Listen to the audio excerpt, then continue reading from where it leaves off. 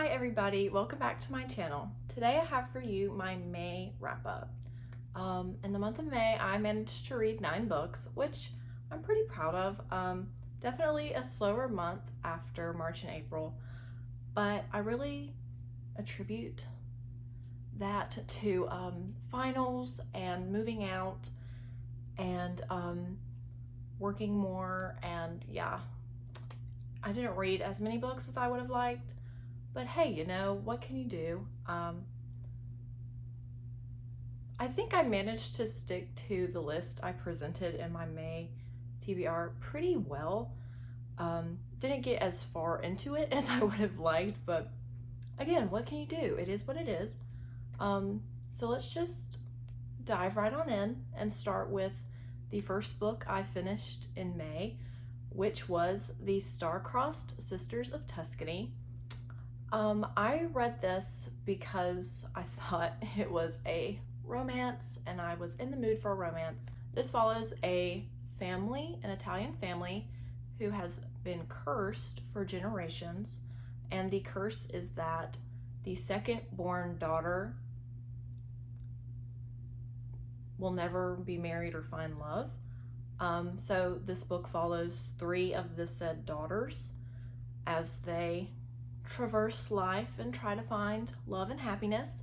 I gave it a 3.5 out of 5 stars because it wasn't a romance. There was romance in it, but it was not a romance. It really focused more on family and finding yourself and accepting yourself in order to find love. And it wasn't what I thought it would be, but it was still pretty good. So I gave it a 3.5 out of 5 stars. There you go.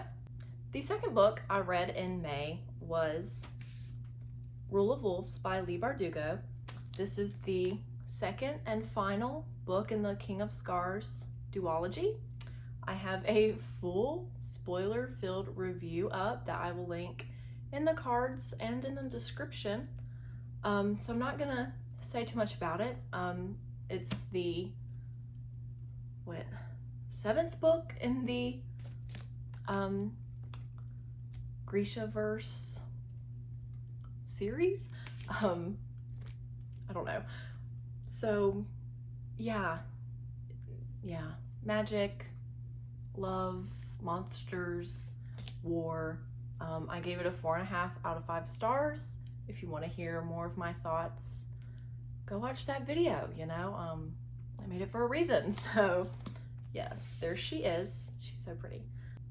The next book I read in May was Illuminae by Amy Kaufman and Jay Kristoff.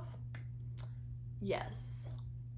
I have been wanting to read this trilogy, the Illuminae files, for a long time, and I finally read them.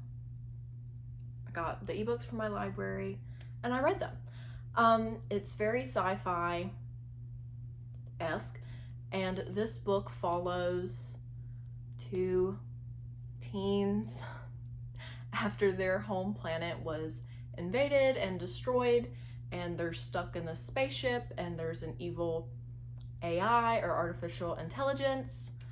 So very Space Odyssey esque. Yeah, is that the right reference? Am I using that right? I don't know. But and there's like this pathogen that's in the ship, and I gave this book a 4 out of 5 stars. I really enjoyed it. At first I was hesitant because it wasn't exactly what I expected, and I have read Jay Kristoff before. I read his Nevernight trilogy, and I really loved those books, and these are a little... One thing I can say about him is he's kind of graphic for YA, at least. I don't even know if these could be categorized as YA, but they're like 17, 18, so in my mind. Okay, anyway. So some scenes in this book were pretty disturbing actually to read, and it threw me for a loop, and it made me not want to continue reading, but it was actually really good. And I do recommend buying this whole trilogy I'm about to talk about in a physical form because it's mixed media. So there's a lot of like drawings and words interdispersed, and it's really cool, but it was very difficult to read as an ebook and try to blow it up. It kind of detracted a little because I would have to stop and like try to zoom in on the picture. And so I definitely recommend getting physical copies of these if you're interested. I really enjoyed Illuminae. The next book I read was Cast. Let me grab it. Cast: The Origins of Our Discontents by Isabel Wilkerson. This was my book club's pick for March through May. And I finally read it. It took me a while to get to it. Rule of Wolves, it took me like 2 weeks to read that book, so it kind of threw off my strategic planning. But I did read it. I tabbed it. I, marked it. You can't see. Marked her up. Yes, this book, this is a discussion about the caste system in America that you may or may not be aware of, and how it impacts all different aspects of life, especially for African Americans and other minorities. And it also examines other caste systems, so like the caste system in India and the caste system that was implemented in Nazi Germany. And I didn't rate this because, frankly, I don't like to rate nonfiction, because, like, you're not reading it for enjoyment, you're reading it to gain knowledge. It was well written. I will say, I think this would be valuable for people who are older. At some points, it felt like I was really struggling to not comprehend, but understand her words. And I described it this way to my mom. It kind of felt like it was written for people with PhDs, and I do not have a PhD. And so it kind of made me feel stupid in that regards. Really, I'm just being honest. And so it wasn't as easy to read, or I would say accessible, as it could have been, but it was still really valuable, and I do look at the world differently, especially America. It brought up a lot of good points, and she really did a good job of connecting everything and interweaving everything. So if you're interested, give it a read. Okay, so the next book I'm gonna talk about is Gemina, which is the second book in the illuminae files is what they're called. This follows two new characters still stuck in space as they undergo a whole different set of challenges, and I really enjoyed it. Again, 4 out of 5 stars. This one wasn't as disturbing, but it was also slower to get into because I had grown to love the other characters so much, so it was kind of hard to switch and focus on 2 new people, but I grew to love them just the same.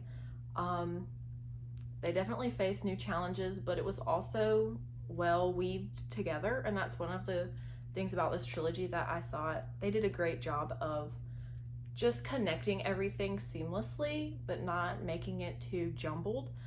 And yeah, I really liked this one. I think I like Illuminae better, but I still really liked Gemina. Okay, the next book I read was The Vanishing Half by Britt Bennett. As I said in my May TBR, I've been really looking forward to reading this, and I did get around to it, thank God. And it was great. It was as great as everyone said it was. I gave it a 5 out of 5 stars. It was really good. Emotional, interesting. It follows 2 sisters who are African American. However, they are white passing, and so they're from a small town whose inhabitants are all white passing African Americans. And these 2 twins, identical twins, just go very different ways in life, and it follows their children and, you know, their family, and I really, really enjoyed it. It was very interesting.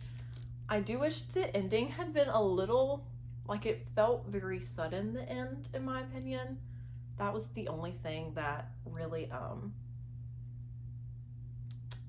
sparked my critique. I wish it had been fleshed out. I'm the kind of person who, after the book ends, I want epilogue that's like, you know, 10, 20 years in the future, telling me explicitly how they're doing. I don't want to imagine it. I want to be told. That's just the kind of reader I am. But that was the only thing. The writing was beautiful. The story was beautiful. Yeah, I think it's really, really good. And if you've been wanting to read it and putting it off, this is your sign to read it. It's so, so, so good. And it's not that long. It's a quick, easy read, you know.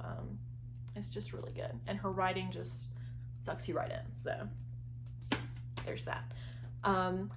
Next book I read was Obsidio, which is the last book in the Illuminae files. I gave Obsidio a 4.5 out of 5 stars.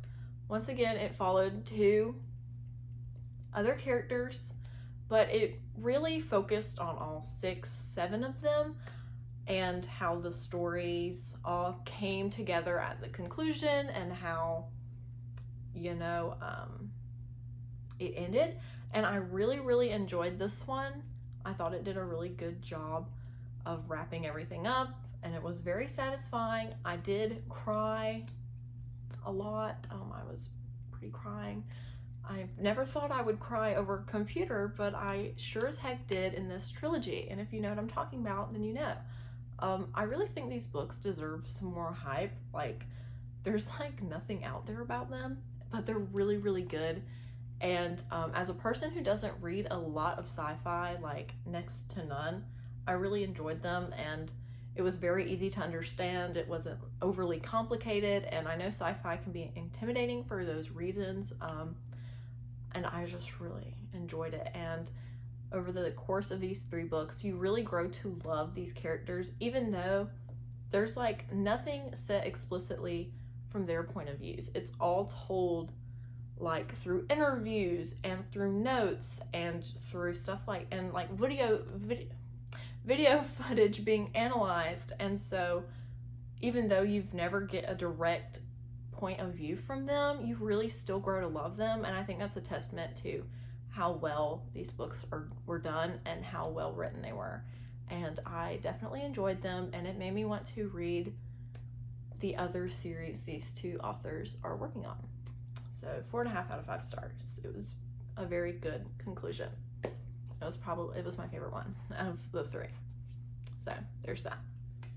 The next book I read was Sense and Sensibility by Jane Austen.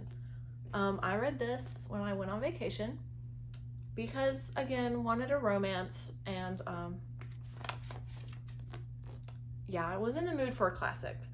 Sense and Sensibility. I gave it a 3.5 out of 5 stars. Not my favorite Jane Austen. Persuasion still takes that spot. I just feel like this was a little too long. Persuasion was short and sweet, and it, you know, it did what it needed to do succinctly. And this one was very long. Also, the romance, like the 2 main, it follows 2 sisters, and their romances didn't come into play until really like the last couple of chapters, and you never really saw either of them with the men they end up with. So it was kind of hard. It was kind of unbelievable in that regard, and there just wasn't enough drama for me. I want a drama-packed book when I read Jane Austen, and it really wasn't. I mean, there was drama, but it was more slow paced and a little too long, like I said. So I gave it a 3.5. Definitely good. I'll probably reread it in the future, but it's not my favorite Austen that I've read. So the 9th and final book I read in May was The Silent Patient by Alex Michaelides. I've seen this book everywhere for a long time, and I was in Barnes & Noble, and they had like a buy one, get one 50% off, and this was one of the ones with the sticker, it's gone now, on it, and I was like, hey, you know, sounds good. I've been wanting to try it, and it is about this, it follows the case of this woman who brutally shoots her husband like 5-6 times in the head and kills him, and it was an infamous case because after she shot him, she never spoke another word, like not throughout any of the interviews, all of the trial, she never spoke a word to anyone. And she was a really famous painter, so it drew a lot of public interest, and it follows this psychotherapist, Theo, as he kind of worms his way into the ward at which she is staying in order to try to find out what happened and to satisfy his interest in this infamous case. And he wants to be the one to break her and get her to talk. So, and it's a psycho, I wouldn't say it's a mystery thriller. I would say it's more a psychological thriller than anything. It's really, really good. I gave it a 4 out of 5 stars. I might bump that up to a 4.5 because it is really good, and I think it's gonna be a book that stays with me for a while, just how good it was. I read 30 pages one day, the first day I picked it up after I finished Sense and Sensibility, and then I read the rest of it all in one day.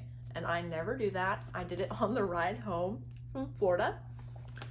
And, you know, it was really good. The twist, part of the reason why I don't give it a 5 is I did kind of get an inkling for the twist, like a good 100 pages before it was revealed to us. I had gotten this like kind of like an intrusive thought, and I was like, is that what happened? But then again, by the time the twist came back around, I had convinced myself otherwise. And it's one of those books that you suspect everyone's creepy and weird, and so you don't know who to trust, and there is an unreliable narrator because he has his own bias and interest in this case, and it was really, really, really good. I now understand the hype. It was really good. And I made my mom, who reads mystery and thrillers, like that's all she reads, read it, and she gave it a 5 out of 5 stars. So it kind of validated my experience a little bit. I'm just so not used to reading thrillers or mysteries that I never know how to rate them because I don't think I'm an expert. So, but I really do think if you like thrillers, or even if you don't, because I don't really typically read this kind of stuff, it was still really good. So yeah, those were the 9 books I read in the month of May. All in all, a pretty good reading month. Pretty proud of myself for reading these, even though it wasn't as long of a list as I would have liked. I still read, the books I did read were quality. So that's that video. Thank you guys for watching. Look out for my June TBR because it's gonna get interesting. I love you. Thank you for watching. Like, subscribe, maybe, possibly. Peace out. Goodbye.